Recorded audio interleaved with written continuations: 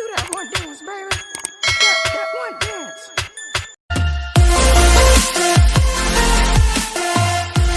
Assalamualaikum warahmatullahi wabarakatuh. Perkenalkan, nama saya Dian Nur Rahman, NPM 1901011048.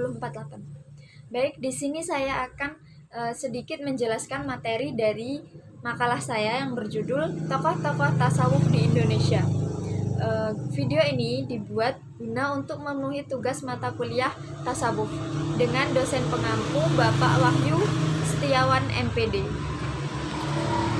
Baik, tokoh pertama yang saya akan bahas yaitu Syekh Hamzah Fansuri.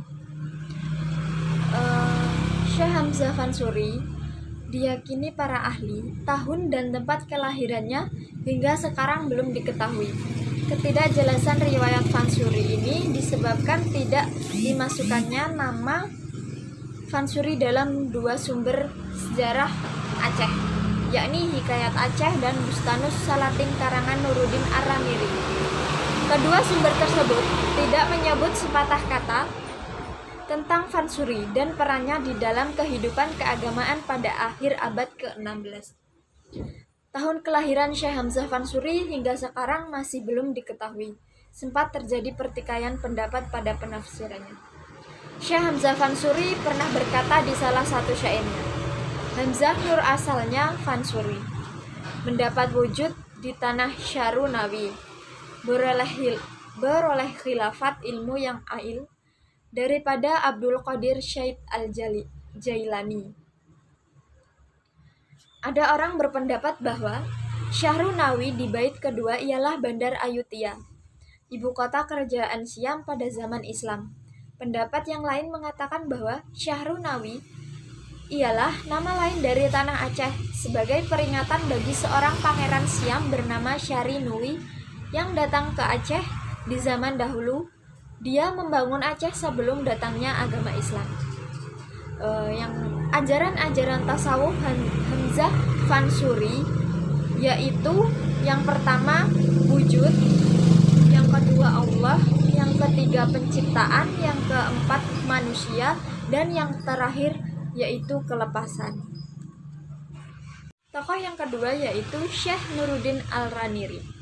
Nama lengkap Syekh Nuruddin Al-Ramiri yaitu Nuruddin Muhammad bin Ali bin Hasanji Al-Hamid atau Al-Syafi'i Al-Asyari Al-Aidarusi Ar-Raniri. Beliau dilahirkan di Ranir, sebuah kota pelabuhan tua di pantai Gujarat sekitar pertengahan kedua abad 951 Masehi. Ibunya seorang keturunan Melayu, sementara ayahnya berasal dari keluarga imigran Hadramaut. Ketidakpastian tahun kelahiran asal-usul keturunan Ar-Ramiri pun memuat dua kemungkinan. Kemungkinan pertama, nenek moyangnya adalah keluarga Al-Hamid dari Zuhra, salah satu dari 10 keluarga Quraisy. Kemungkinan yang lain, Ar-Ramiri dinisbatkan pada Al-Humaid, orang yang sering dikaitkan dengan Abu Bakar Abdullah bin Zubair Al-Asidi Al-Humayadi, seorang mufti Mekkah dan murid termasyhur Al-Syafi'i. Ajaran-ajaran tasawuf Nuruddin Ar-Ramiri yaitu yang pertama tentang Tuhan, yang kedua tentang alam, yang ketiga tentang manusia, yang keempat tentang wujudiyah, yang terakhir tentang hubungan syariat dan hakikat. Yang ketiga yaitu Syekh Abdul Rauf As-Sinkili.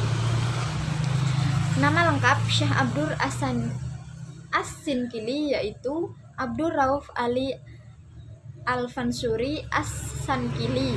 Beliau diperkirakan lahir pada tahun 1024 Hijriah. Abdul Rauf As-Sankili adalah ulama dari dan mufti di kerajaan Aceh pada abad ke-17. Sejarah mencatat bahwa beliau merupakan murid dari dua ulama sufi yang menetap di Mekkah dan Madinah. Beliau sempat menerima baiat tarekat Syadhariyah di samping ilmu sufi yang lain, termasuk sekte dan bidang ruang lingkup ilmu pengetahuan yang ada hubungan dengannya. Pendidikan Ar-Rauf Asankili dimulai dari ayahnya, di Simpang Kanan Singkil. Kepada ayahnya, beliau belajar ilmu-ilmu agama, sejarah, bahasa Arab, mantik, filsafat, sastra Arab dan Melayu, dan bahasa Persia. Pendidikannya kemudian dilanjutkan ke Samudra Pasai dan belajar di Dayah Tinggi pada Syekh Syamsuddin As-Sumantri. Setelah itu beliau melanjutkan perjalanannya ke Arabia. Ajaran-ajaran tasawuf Syekh Abdul Rauf Asankili yaitu yang pertama tentang kesastraan ajaran tasawuf wujudiyah. Yang kedua, rekonsiliasi antara tasawuf dan syariat. Yang ketiga, zikir, dan yang terakhir martabat perwujudan Tuhan. Keempat yaitu Syekh Abdus Somad Al-Palimbani.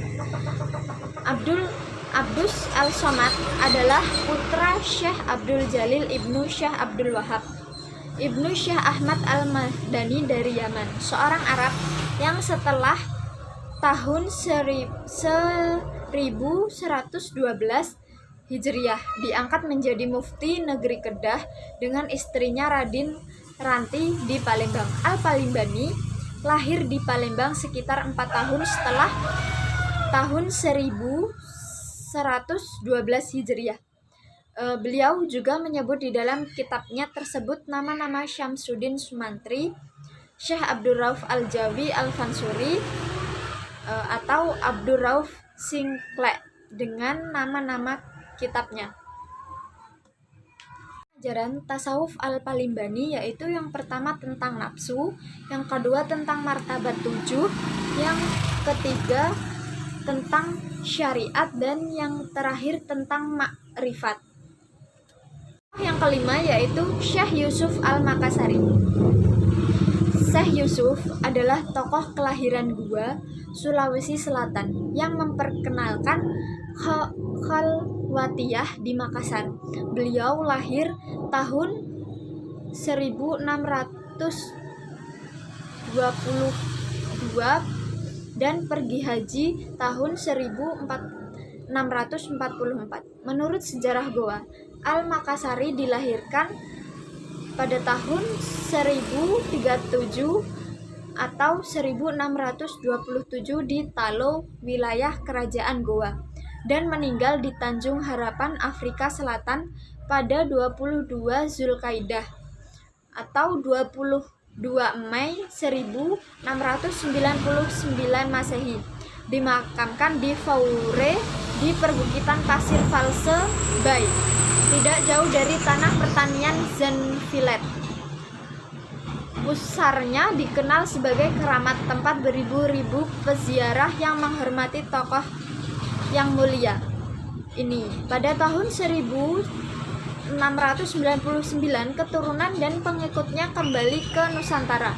Pada tahun 1705 kerangka jenazah Al-Makassari tiba di Goa dan dimakamkan di Langkiung, dan ibunya bernama Aminah Putri Galarang Monclo, sepupu Raja Goa yang pertama masuk Islam.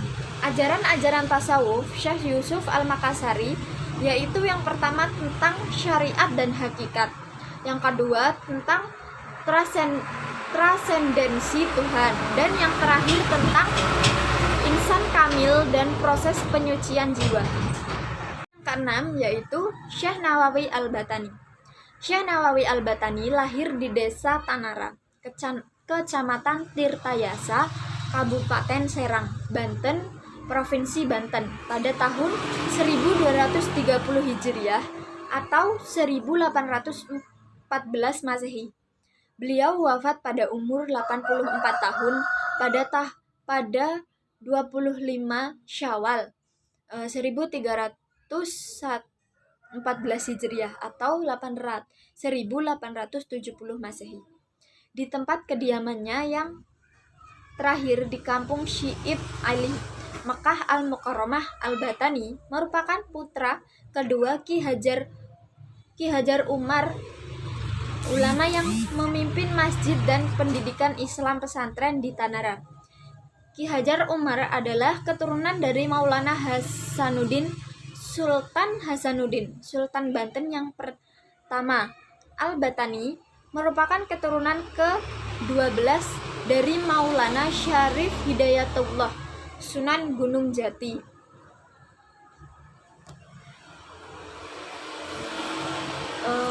Pemikiran tasawuf Syekh Nawawi Al-Batani.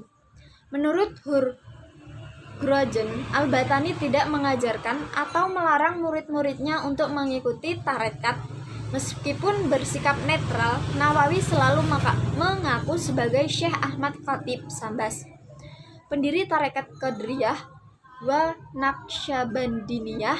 Nawawi menggunakan metamorfora mengenai syariat ibarat kapal, tarekat ibarat laut, dan hakikat ibarat mutiara yang berada di laut. Al-Batani juga membahas individu sebagai bagian dari masyarakat. Seseorang memang harus senantiasa berupaya sebaik mungkin untuk mendapatkan rahmat Tuhan. Al-Batani mengingatkan bahwa antara hak Allah dan hak alami. Sebagai seorang pendukung tasawuf, konsep-konsepnya mengenai hal itu dikemukakan dalam kitab Misbah Az-Zulam kami. 7 yaitu Haji Abdul Malik Karim Amrullah atau sering disebut dengan Buya Hamka. Masa hidup Hamka, Haji Abdullah Malik bin Abdul Karim Amrullah, tahun 1908 sampai 1981. Beliau bukan hanya dikenal seorang ilmu tasawuf, namun juga seorang ulama, aktivitas politik, sastrawan, politikus, filosof, dan aktivis Muhammadiyah Indonesia yang amat terkenal. Beliau lahir pada tanggal 17 Februari 1908 di Kampung Molek, Meninjau, Sumatera Barat, Indonesia. Nama pemberian ayahnya adalah Abdul Malik. Ibunya dari bangsawan. Ayahnya Syekh Abdul Karim bin Amrullah atau Haji Rasul, dari keluarga ulama dari seorang pelopor pembaruan atau moderis dalam gerakan Islah Tajdid di Minangkabau. Beliau dibesarkan dengan tradisi Minangkabau. Masa kecil Hamka dipenuhi gejolak batin karena saat itu terjadi pertentangan keras antara kaum adat dengan kaum pemuda tentang pelaksanaan ajaran agama Islam. Banyak hal-hal yang tidak dibenarkan dalam Islam, tapi diperkaitkan pada kehidupan sehari-hari. Adapun beberapa riwayat dan aktivitas Buya Hamka diantaranya yaitu riwayat pendidikan, riwayat karir,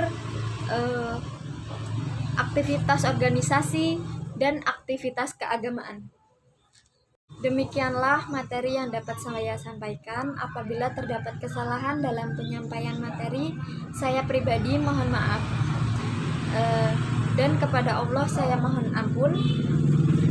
Saya akhiri, wabillahi taufiq wal hidayah. Wassalamualaikum warahmatullahi wabarakatuh.